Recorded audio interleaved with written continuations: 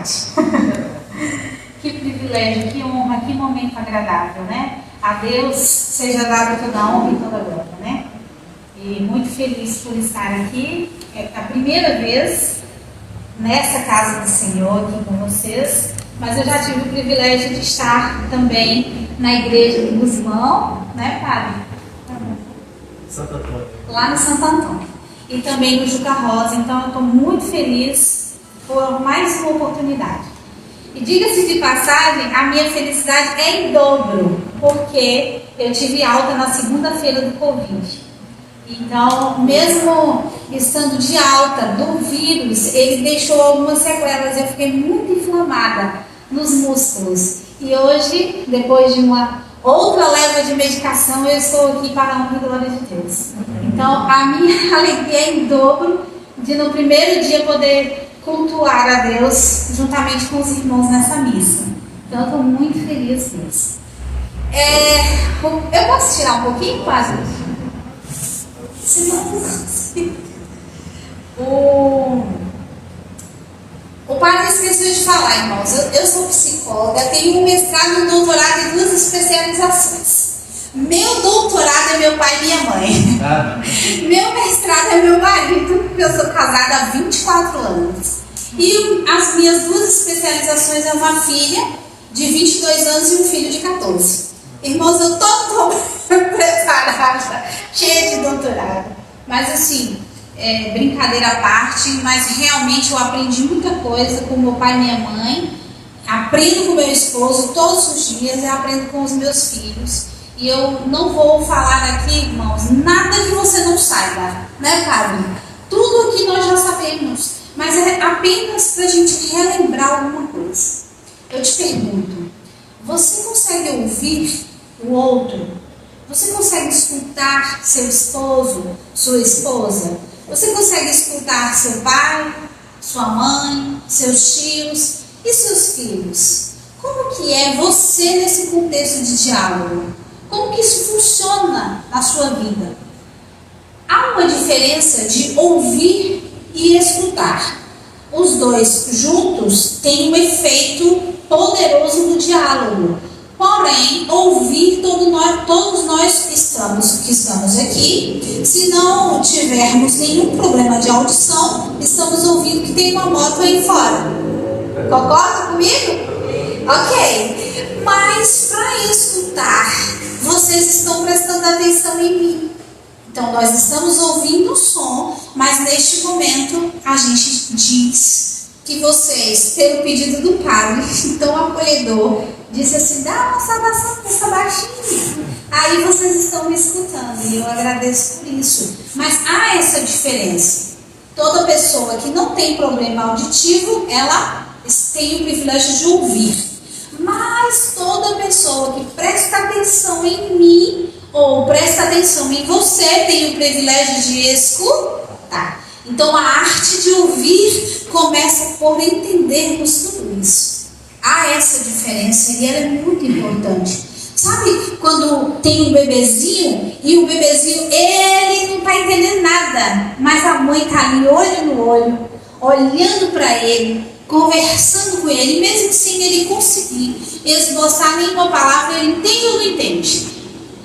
Principalmente aquelas risadinhas da mamãe, do papai, os bebezinhos entendem tudo. Então, escutar nem sempre requer que o outro fale, porque nesse contexto, cientificamente dizendo, de diálogo, só 7% é da fala, só 7%. Para 100 faltam quantos, irmãos?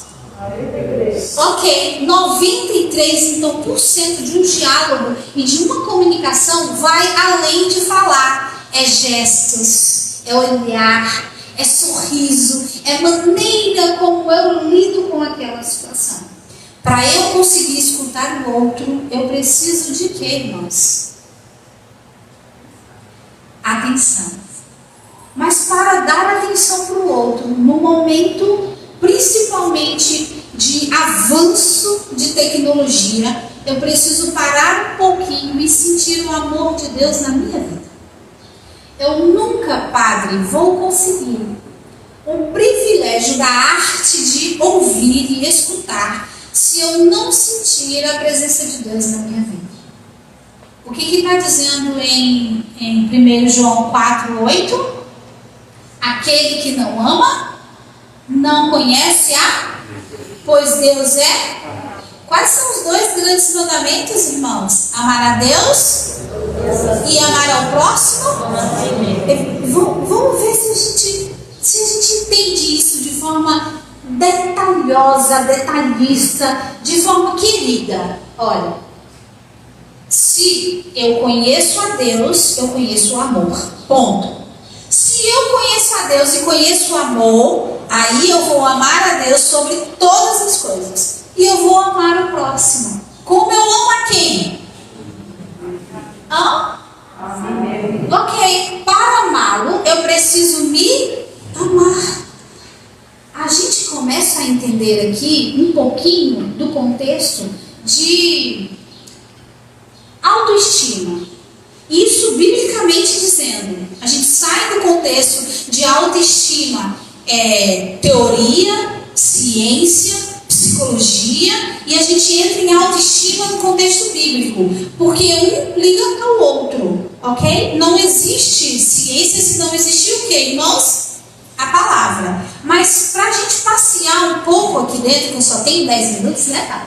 Para a gente passear um pouco aqui dentro, eu vou entender que para dialogar com o meu esposo, para dialogar com a minha esposa, com os meus filhos, com o meu próximo, eu preciso encontrar o amor.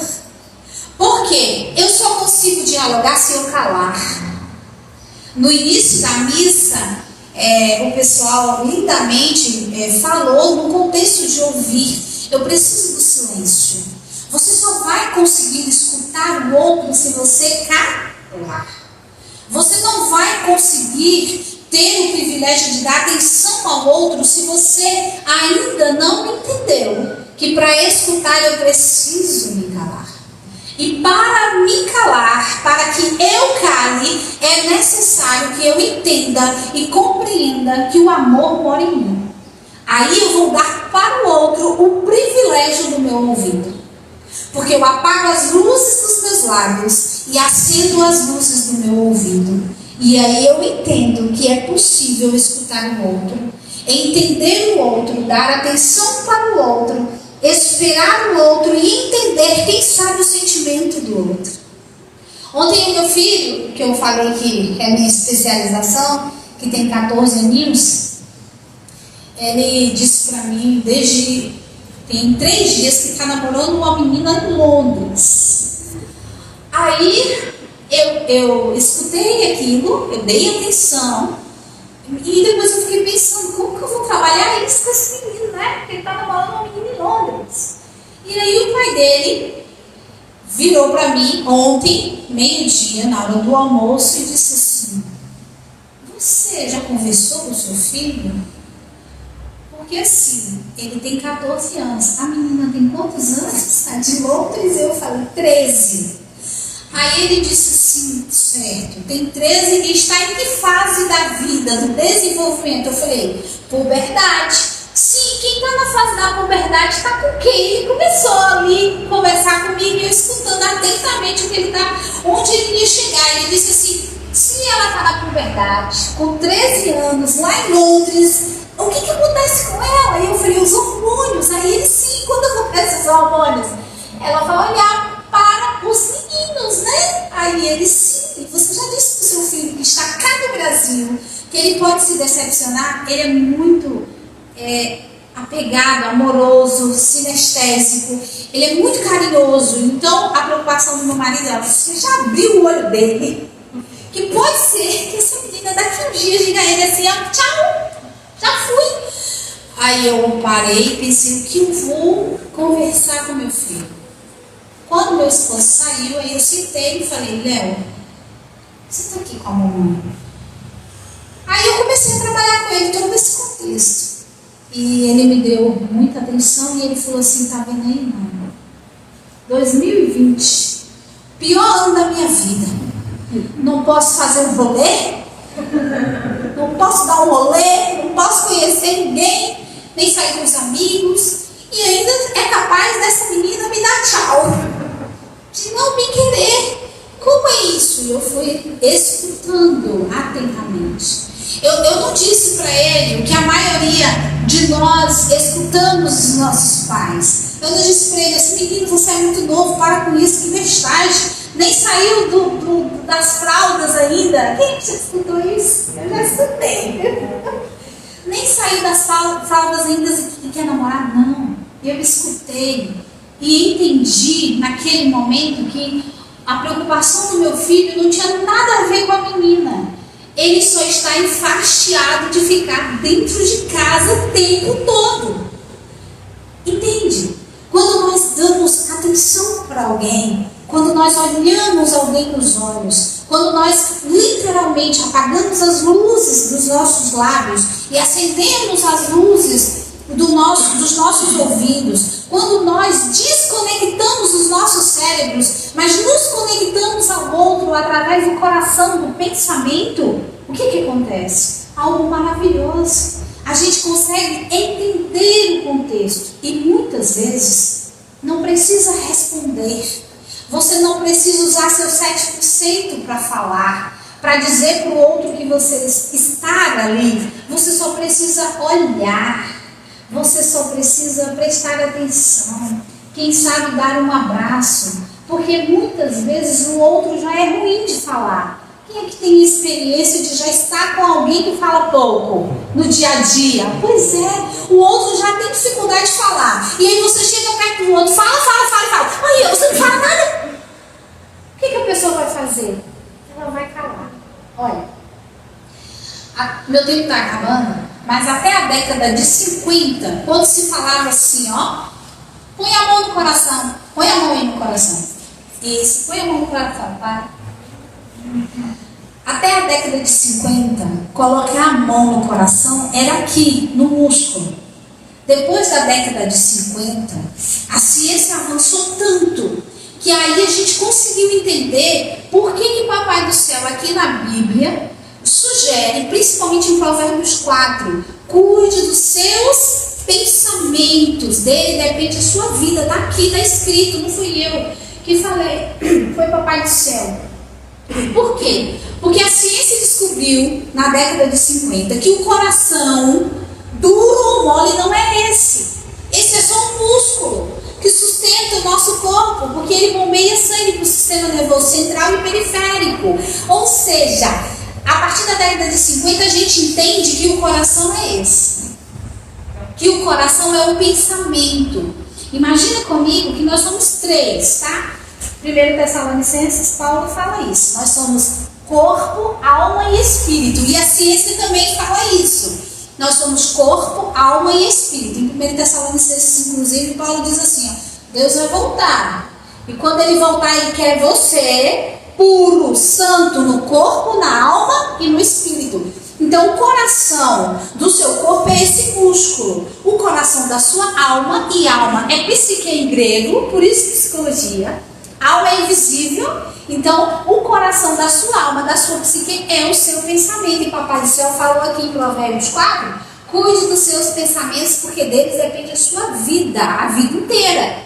Se você não cuida do seu pensamento, se você não alimenta um pensamento de que é necessário fazer um exercício físico, o que você vai fazer? Comer sem parar.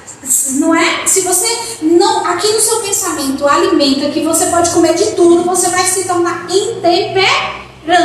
E aí vai comer de tudo, vai ter gordura no fígado, colesterol alto, etc. e tal. Então, é o nosso pensamento, é aqui dentro do pensamento que eu decido. Se eu venho à casa do Senhor e vou comungar com meus irmãos na missa de sexta-feira à tarde, ou é aqui dentro do meu pensamento que digo assim, nem lá eu vou.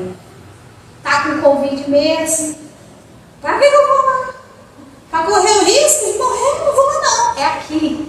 Por isso que o Papai do Céu disse, cuide dos seus pensamentos. Então, e a gente ainda tem uma parte espiritual, e o nosso corpo é morada de quem? Ok, então a gente tem três corações. A gente tem o coração músculo, a gente tem o coração da psique que é invisível, que é o nosso pensamento, e a gente tem o coração espiritual espiritual, que é o próprio Deus morando em nós, quando nós permitimos, é claro, né?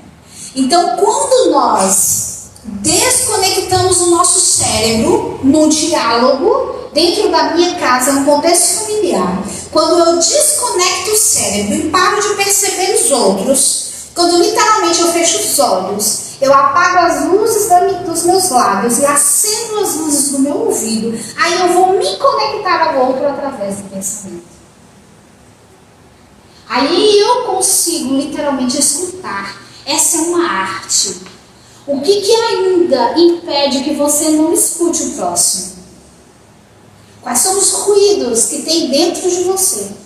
Que são barulhos terríveis que não permitem que o seu esposo, que chegou cansado de uma semana, de um dia de trabalho, o que está impedindo que você não escute o seu esposo?